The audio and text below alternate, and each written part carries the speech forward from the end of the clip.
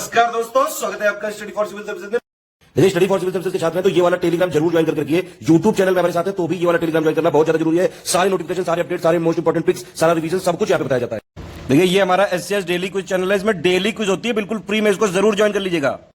ये हमारा इंस्टाग्राम का पेज है, इसको जरूर फॉलो कर लीजिएगा। Study for civil dot services करके अगर आप इंस्टाग्राम में सर्च करेंगे तो आपको मिल जाएगा। वीडियो के डिस्क्रिप्शन में इसकी लिंक दी हुई। इसमें आप स्टोरी सेक्शन जरूर देखते रहा करिए, प्लस इसमें हाईलाइट्स आते रहते हैं और प्लस पोस्ट आती रहती है, इनको जरूर फॉलो करते रहिए। हेलो दोस्तों, आप सारे व्यूवर्स का बहुत बहुत स्वागत है एक बार फिर से। अगस्त 2021 से लेकर नवंबर 2020 तक के सारे इंपॉर्टेंट समिट और कॉन्फ्रेंसेस रिलेटेड फैक्ट्स कवर करेंगे इस पर्टिकुलर वीडियो में। समिट्स कॉन्फ्रेंसेस में तीन तरह से सवाल आता है आपका। पहले तो आपका कॉन्फ्रेंस समिट का नाम दिया ही रहता है क्वेश्चन में, उसमें पूछा जाता है कि ये कहाँ पर हुआ। ठीक, कोविड के बाद से ऐसा हुआ है कि ज़्यादातर समिट्स कॉन्फ्रेंसेस या फिर जो भी कन्क्लेव हुए हैं वो वर्चुअल माध्यम से हुए हैं, तो हमारा काम हुआ है थोड़ा सा आसान। वेन्यू हमको नहीं याद रखना है, वेन्यू नहीं याद रखना है, लेकिन इसमें जो डिटेल्स हैं उससे क्वेश्चन बन सकते हैं बिल्कुल। भारत की तरफ से किसी कन्क्लेव समिट कॉन्फ्रेंस में कौन शामिल हुआ, कॉन्फ्रेंस समिट का आयोजन किसने करवाया, किस देश ने, और किसी ऑर्गेनाइजेशन ने करवाया तो उसका नाम, और या कोई स्पेशल थीम रखी गई है वो, ये सारी चीज़ें इसमें हम डिस्कस करेंगे। तो अगस्त मंथ की समिट्स हम देखेंगे यहाँ पर। सेंट्रल साउथ एशिया कॉन्फ्रेंस 2021, ये कहाँ पे हुई थी? ताशकंद में, उज्बेकिस्तान में। उज्बेकिस्तान ने ही करवाई थी और इसमें हमारी तरफ से गए थे भारत के विदेश मंत्री डॉक्टर सुब्रमण्यम जयशंकर। ठीक है, और इसकी थीम क्या थी? Central and south Asia regional connectivity challenges and opportunities इन। इसके बाद ये काफ़ी इंपॉर्टेंट समिट है आपकी, वर्ल्ड इकोनॉमिक फोरम यानी कि विश्व आर्थिक मंच की सस्टेनेबल डेवलपमेंट इम्पैक्ट समिट। ये कहाँ पे हुई? जिनेवा, स्विट्जरलैंड में। ठीक, और इस बार इसकी थीम रखी गई थी shaping an equitable, inclusive and sustainable recovery. अगस्त मंथ का करंट अफेयर अगर आपने पढ़ा होगा तो आपको याद होगा कि भारत को सदस्यता मिली थी यूनाइटेड नेशन सिक्योरिटी काउंसिल की एक मंथ के लिए। तो अगस्त भर में पूरा भारत रहा है यूएनएससी का हेड। ठीक, और ये फैक्ट बहुत जरूरी है, इस पर काफ़ी डिस्प्यूट हुआ था। प्रधानमंत्री नरेंद्र मोदी जी यूएनएससी की बैठक में खुली बहस को संबोधित करने वाले पहले प्रधानमंत्री हैं भारत के, याद रखिएगा। ठीक, खुली बहस को संबोधित करने वाले पहले भारतीय प्रधानमंत्री बने हैं। हो सकता है यही फैक्ट पूछ लिया जाए कई एग्जाम में। ठीक, तो आप जल्दी से हमको ये कमेंट करके बताइए कि जैसे भारत की सदस्यता या फिर कह सकते हैं अध्यक्षता खत्म हुई है, तो अध्यक्षता भारत से किसे मिली है? भारत की अध्यक्षता जो है रही थी अगस्त मंथ में, सितंबर मंथ में यूएनएससी की अध्यक्षता कौन कर रहा है, आप हमको कमेंट करके बताएंगे। एससीओ कृषि मंत्रियों की बैठक हुई थी और इसमें हमारी तरफ से गए थे हमारे कृषि एवं किसान कल्याण मंत्री नरेंद्र सिंह तोमर जी। ठीक, नरेंद्र सिंह तोमर जी गए थे यहाँ पर, और इसका आयोजन कौन कर रहा है? तजिकिस्तान। तजिकिस्तान के पास इस साल चेयर है एससीओ की। फिर एससीओ की रक्षा मंत्रियों की बैठक हुई। रक्षा मंत्रियों की बैठक जो है कहाँ पर हुई थी?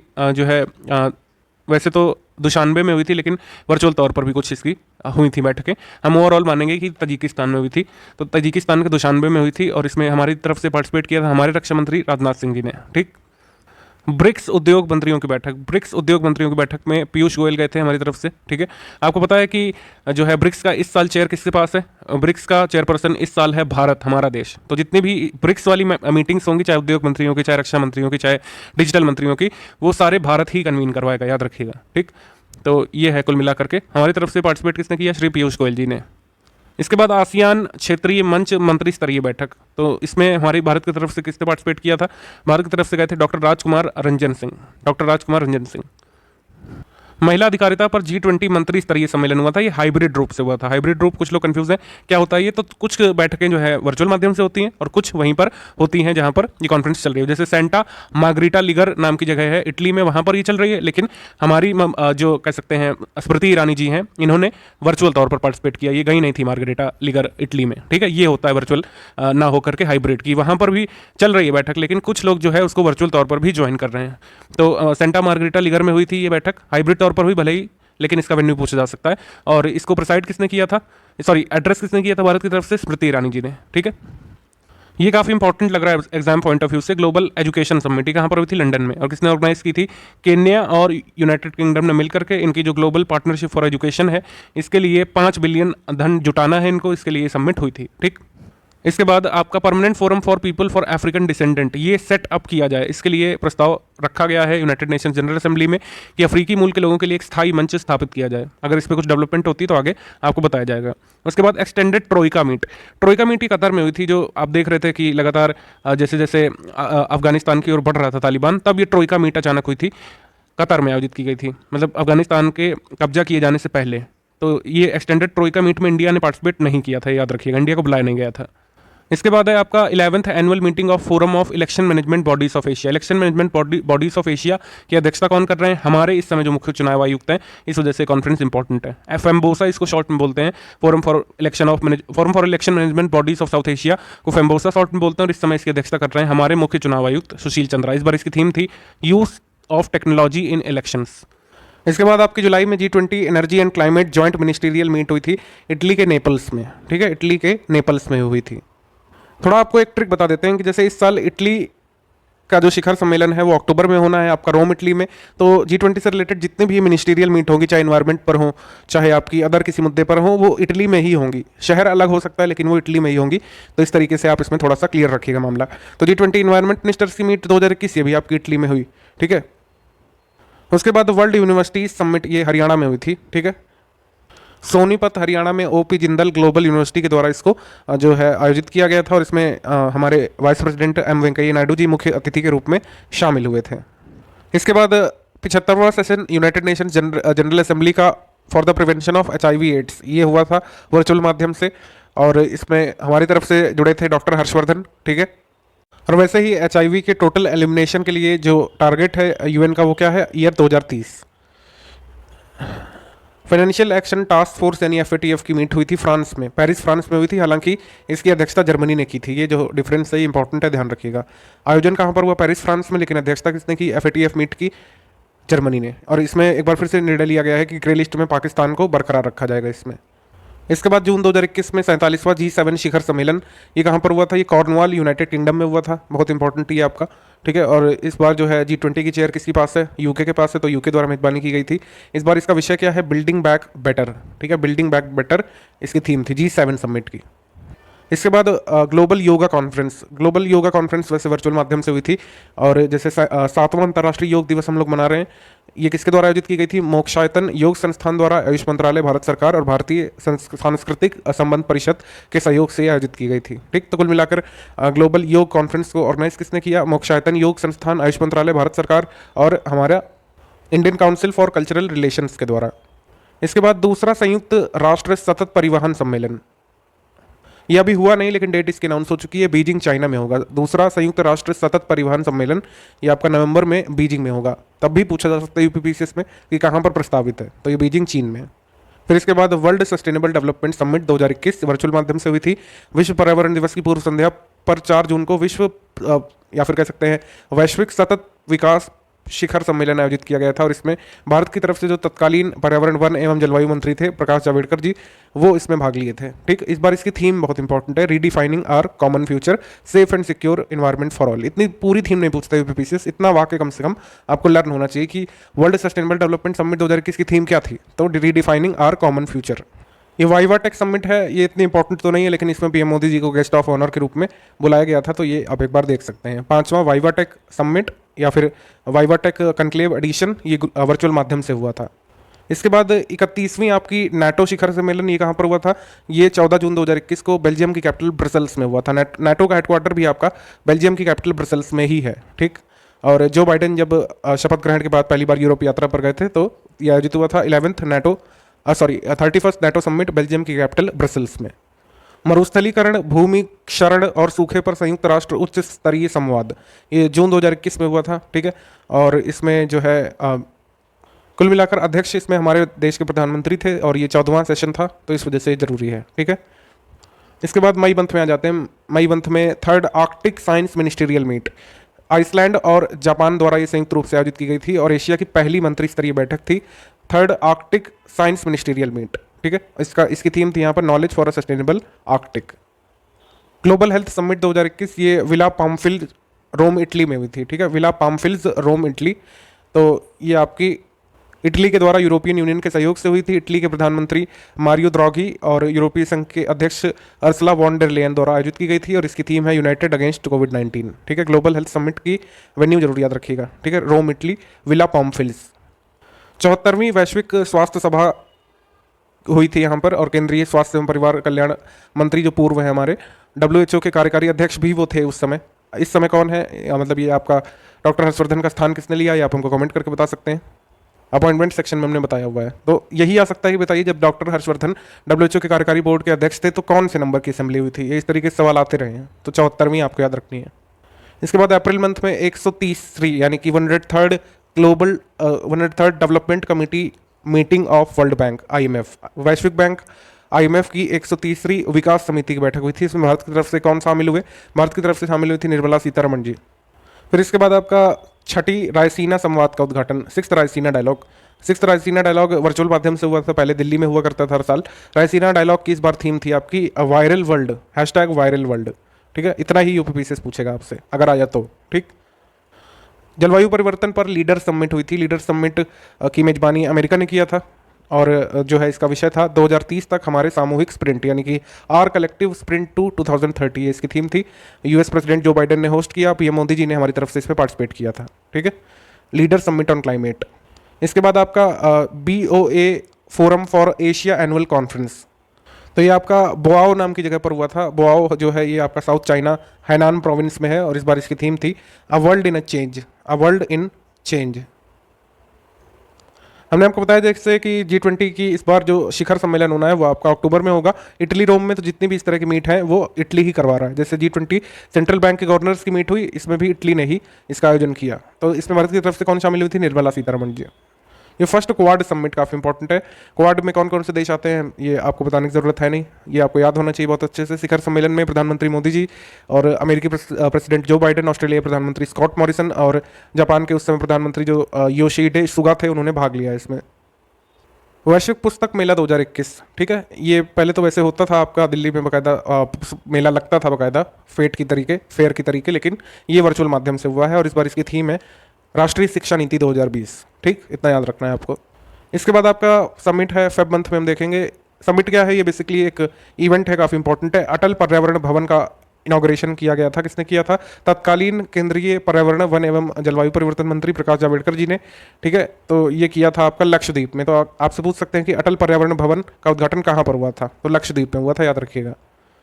विश्व सतत विकास शिखर सम्मेलन यानी वर्ल्ड सस्टेनेबल डेवलपमेंट समिट 2021, तो इसी नाम से एक समिट आपकी जून मंथ में भी हुई थी और फेब मंथ में भी हुई थी। ठीक है, नरेंद्र मोदी जी ने विश्व सतत विकास शिखर सम्मेलन 2021 का उद्घाटन किया था और इसकी थीम थी आपकी redefining our common future, safe and secure environment for all.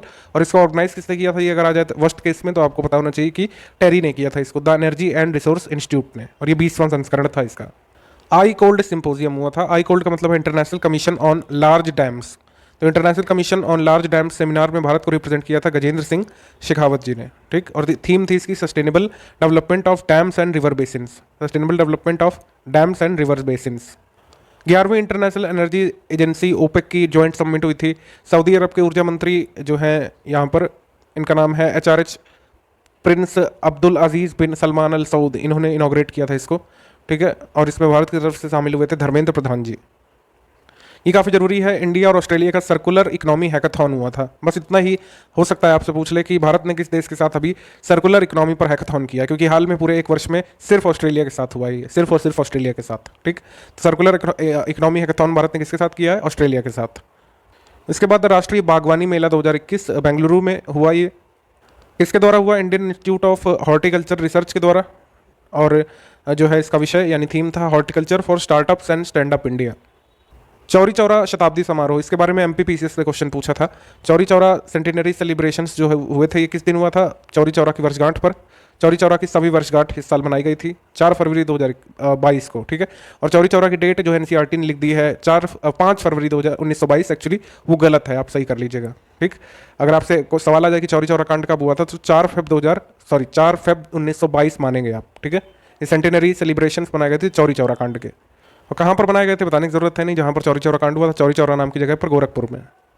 उसके बाद first meeting of India Bahrain joint working group, तो इंडिया बहरीन की जो है फर्स्ट मीट हुई थी जॉइंट वर्किंग ग्रुप की, बस ये याद रखिए। वैसे तो अलग अलग देशों के साथ हम कई सारी मीट करते हैं, लेकिन ये बहरीन के साथ पहली थी, तो ये हमने इसको लिया है यहाँ पर। भारत, ऑस्ट्रेलिया, जापान ने एक मंत्री स्तरीय वार्ता भी की थी यहाँ पर। तो मिनिस्ट्रियल मीट में भारत की तरफ से कौन शामिल हुए थे? S जयशंकर ही। ठीक, भारत के सबसे बड़े कैटल पार्क का उद्घाटन कहाँ पे किया गया था? ये किया गया था आपका, तो एक्चुअली इंडिया ही नहीं एशियाज लार्जेस्ट कैटल पार्क भी है। एशियाज लार्जेस्ट कैटल पार्क, अगर ये पूछ ले कहाँ पर इनॉग्रेट किया गया? आपका तमिलनाडु में। तमिलनाडु में कहाँ पर अगर पूछ ले तो सलेम में। सलेम, ये याद रखना है आपको। तो भारत का सबसे बड़ा कैटल पार्क का उद्घाटन हुआ था सलेम तमिलनाडु में, और जो कि एशिया का भी सबसे लार्जेस्ट बताया जा रहा है। इसके बाद आपकी चौथी वन प्लैनेट समिट हुई थी फ्रांस सरकार के द्वारा की गई, मतलब इसको आयोजित किया गया था, और इस बार इसकी थीम थी आपकी let's act together for nature. और इसका एम क्या है कुल मिलाकर? बायोडाइवर्सिटी प्रोटेक्ट करना। प्रारंभ स्टार्टअप इंडिया इंटरनेशनल समिट, ये नई दिल्ली में हुई थी, और ये कुल मिलाकर के department of promotion of industry and internal trade जो है, जो कि ministry of commerce and industry के अंतर्गत काम करता है, यानी कि आपका उद्योग एवं आंतरिक व्यापार संवर्धन विभाग, इसके द्वारा इसको कंडक्ट किया गया था। तो जब हमारे डॉक्टर हर्षवर्धन अध्यक्ष थे WHO के कार्यकारी बोर्ड के, तो 148वें सत्र की डिजिटल रूप से अध्यक्षता इन्होंने की थी। ठीक है। 15वां भारत डिजिटल शिखर सम्मेलन, तो इंडिया डिजिटल शिखर सम्मेलन, इसका आयोजन किसने किया? इसका आयोजन किया गया है internet and mobile association of India ने। इसकी थीम क्या थी? Aatmanirbhar Bharat startup of the decade. Migrant worker cell बनाया गया था सूरत में। ठीक है, माइग्रेंट वर्कर सेल्स, ये जो श्रमिक लौट करके आए थे अपने अपनी जगहों पर, उनको आजीविका दिलाने के लिए राष्ट्रीय शहरी आजीविका मिशन के तहत जो है कई सारे प्रकोष्ठ ऐसे खोलने की बात कही गई थी, लेकिन सबसे पहले सूरत में खुला था ये माइग्रेंट वर्कर सेल सूरत में। ये काफ़ी जरूरी है, इसकी पिक भी दी थी। भारत किस देश के साथ 2021 को ईयर ऑफ एनवायरनमेंट के रूप में मना रहा है? ये वाला सवाल बन सकता है, तो इसका आंसर हो जाएगा फ्रांस। ठीक, 28 जनवरी 2021 को मीट हुई थी प्रकाश जावड़ेकर, जो उस समय पर ये देखिए लिखा हुआ है ना आपका जलवायु परिवर्तन मंत्री, तो ये उस समय का मानिए आप करंट अफेयर में। अब ये मत कहने लगिएगा वीडियो में कि आपको पता नहीं है, ये उस समय प्रकाश जावड़ेकर ही थे। अभी कैबिनेट जो है रीशफल हुआ है, लेकिन उससे पहले की न्यूज़ है, तो यहाँ पर प्रकाश जावड़ेकर ही लिखा जाएगा। तो प्रकाश जावड़ेकर जी यहाँ पर शामिल हुए थे। फ्रांस की इकोलॉजिकल ट्रांजिशन मंत्री बाबरा पॉम्पिली आई थी, और दोनों ने मिलकर के आह्वान किया था कि 2021 को जो है India France year of environment के रूप में सेलिब्रेट किया जाए।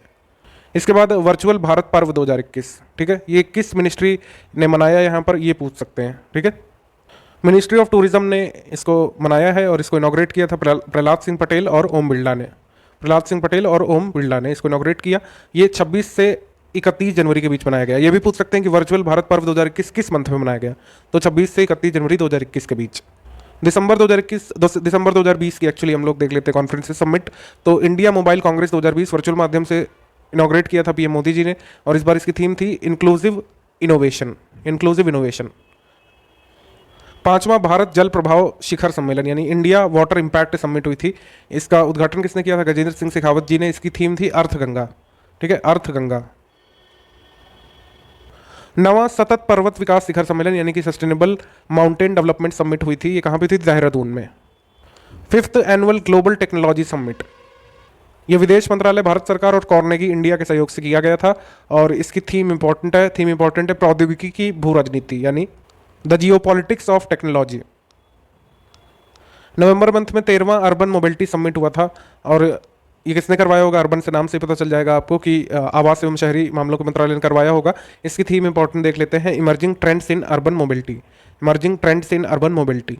जो इस साल ब्रिक्स समिट हुआ है, जिसकी मेजबानी भारत ने की है, वो 13वें नंबर का है, याद रखिएगा। 12वें नंबर का पिछले साल हुआ था, तो 13वें नंबर का इस साल होना है या हो चुका है एग्जैक्टली मुझे नहीं याद है, लेकिन ये 13वें नंबर का इस साल 2021 वाला, और 2020 वाला हुआ था आपका जो है रूस की अध्यक्षता में। यहाँ पे लिखा हुआ है रशिया की अध्यक्षता में हुआ था, ये आपका वर्चुअल तौर पर ही हुआ था, लेकिन रूस की अध्यक्षता में ये 12वां था। और पिछली बार थीम क्या थी? Global stability, shared security and innovative growth. इस बार की थीम आप कमेंट करके बताइए।